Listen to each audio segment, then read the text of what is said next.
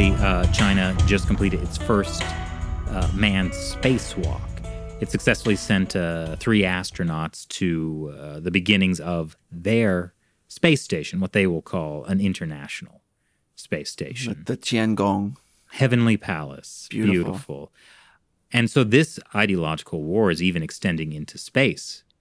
The Chinese Communist Party is trying to dominate space, and if it does, it will be able to deny access to anyone that doesn't play by the party's rules. Already, they are developing space weapons that can blind U.S. satellites, which, if that happens, say goodbye to GPS. That would not only hurt Uber, which is the American version of Didi, for those who don't know. Well, I think actually, as well as military GPS. You joke, but as soon as it becomes like that, that's a sign that, that's right, that they've won the war. That, like, if we start referring to Google as the Chinese version of Baidu, or the American version of Baidu, or whatever, right? Twitter, America's version of Weibo. But if they destroy the American GPS system, there's always China's competing system, exactly, which is called the Beidou. Beidou, yeah. Which they only finished everything last year. Like, they launched the last satellite just in time for us to all switch over to their system. But this is really a huge threat. China is teaming up with Russia. Last space race was U.S. versus Russia. Now it's going to be U.S. versus Russia and China. It's already not so good. And China and Russia are working to be the first to build a moon base, be the first to have an orbiting station around the moon. Remember when Newt Gingrich ran for president back in 2012? He was a prophet. And he wanted to build a moon base, and everybody was like, this guy is so nuts, And it really is a shame, because America's enemies were not joking around with this. We are in a very dangerous situation if Russia and China control space. Space warfare is essentially already here. Yeah, I think that people think of, Star Wars or something. When you think space warfare, you think of, like, pew, pew, pew in space, but that's not really what you're talking about. In space, no one can hear you, pew, pew, pew. Mm-hmm. That's true. But also, like, if you look at what the U.S. Space Force is, like, it's not a force in space the way the Navy is a force in the seas. It is a force that is almost exclusively on the ground on Earth, but is doing a whole bunch of things related to objects in space, or, like, robotic or, smart objects in space, satellites and whatnot. And yes, we'll eventually have spacecraft, but that's perhaps quite a long ways out. And this is a good distinction, too, because most of America's space activity has been done by NASA, which is a civilian agency, or more recently, private companies like SpaceX. China, their space program is run by the People's Liberation Army, the armed wing of the Chinese Communist Party itself. Yeah, that's a little scary. It shows you the difference. Like, this is China's space activities are a military operation. Well, I mean, to a degree, the Communist Party considers everything a military operation, including its private companies, with quotation marks, operating around the world, like Huawei, for example. Yeah, they call it civil-military fusion. Everything, and this goes back to what we were saying at the very beginning of the podcast, everything is under the control of the Chinese Communist Party.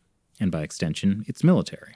It's like, every time there's some new law that Congress in the U.S. is considering, like a surveillance law or something like that, there's always people in Congress who are like, I don't think the government should have that much power, right?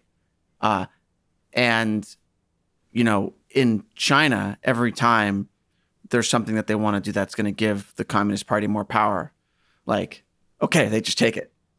I was just thinking about how the problem here is that so much of the world just doesn't understand this about the Chinese Communist Party, about the Chinese regime. I think it's kind of taboo to even mention ideological conflicts in this day and age. Yeah, because it feels like we're over that. That's so 1960s. Yeah, everyone has their different values. The U.S. shouldn't force its values on China. Well, I wasn't even thinking about that part of it. I was thinking about That's tied into it, but I was just thinking about the whole, like, oh, we don't want to call it a Cold War. Wars, yeah. Because that's just not, like, there's something distasteful about using that We're term. more civilized. We're at the end of history now. We're above that.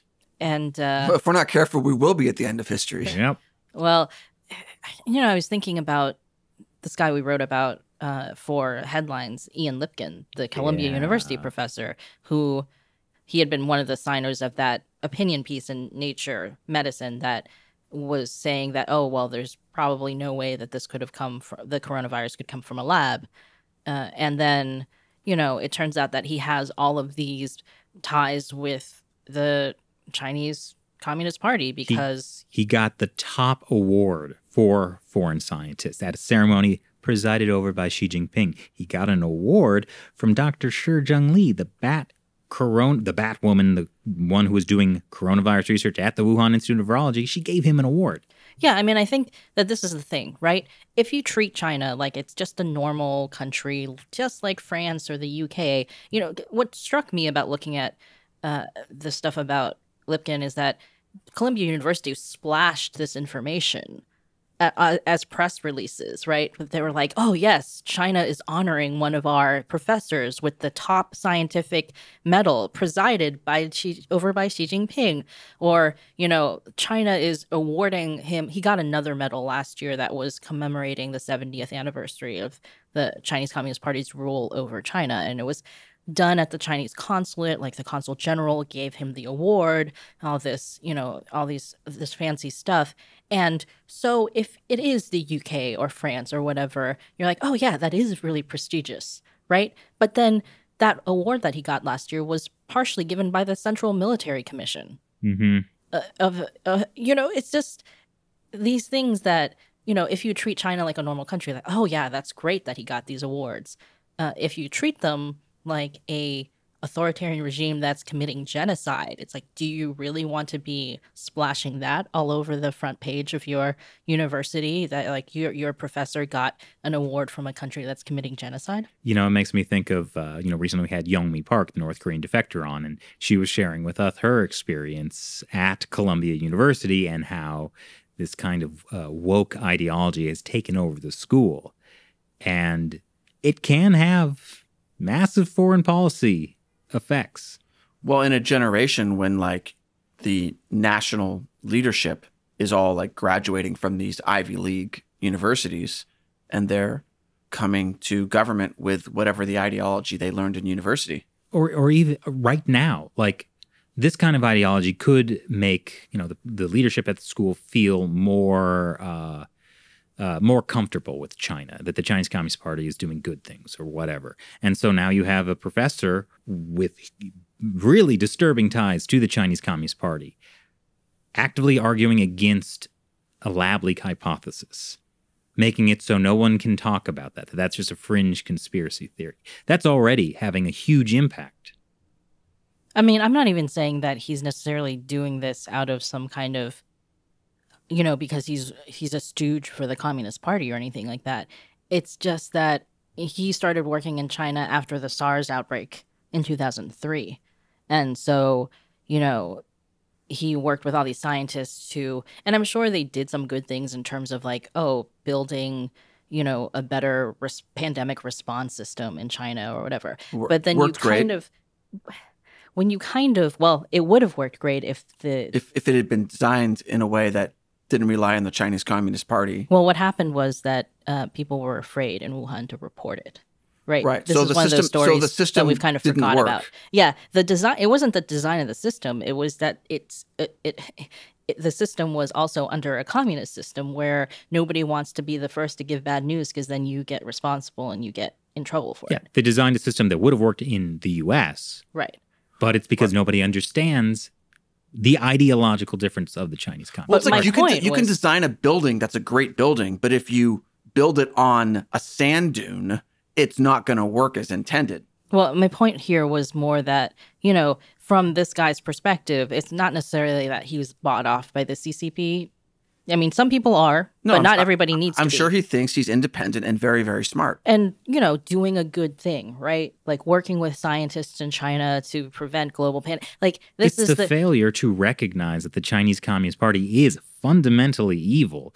And it's a failure to recognize this ideological battle that is happening. But this is what happens to a lot of people. Yes, that's why we're not doing so well. This is what happens where you kind of go to China and it's, these great, beautiful skyscrapers and the high-speed trains and, you see everything is going so wonderfully and they're like, oh, you can come be a guest lecturer at our university. We're looking for more prestigious scientists to work with us. The Chinese Communist Party is very good at playing on the...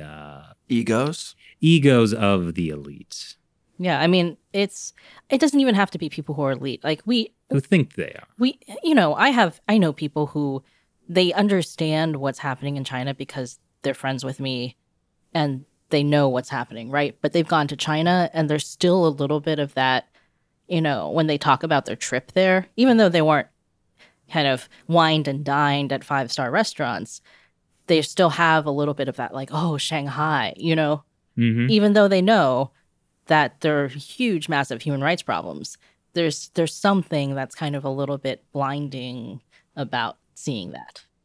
They're blinded by the lights. But I can see that. And it's also part of the whole, what the Communist Party does for tourists, and increasingly so, is if you go to visit China on business or as a tourist, like, they will always steer you towards certain things that are designed for you to see. So Beijing and Shanghai and a few other cities are all kind of designed this way. And it's increasingly difficult to just like go off somewhere and see other parts of China that are just like not so good. And this is the real risk, because if people fail to recognize this ideological war now, it won't be long before the Chinese Communist Party can supplant the U.S. As we were saying, if it has its own capabilities in space, its own economic system that's self-sustaining. And then, very quickly, we will come to realize the true nature of the Chinese Communist Party. I mean, they've been telling us all along. We just kind of don't pay attention to that part. Yeah. It's like we believe them when they say, give us money and it'll help us reform. But we don't believe them when they say actually true things like, we are going to invade Taiwan. We are going to decouple. We are going to take over this, we're going to dominate technology and innovation and manufacturing. Like, why are we not listening to the true things they say, and instead we're listening to all the lies they tell us? I mean, also they say those things pretty directly, but there's the other stuff that they say about, the shared future of mankind, win-win cooperation. It's all kind of with that type of language. You're right. It's so beautiful. Yeah, you're right. You know what? Let me retract what I said. I think we should just try to establish a win-win mutual cooperation with China, and it'll help them, adopt our values.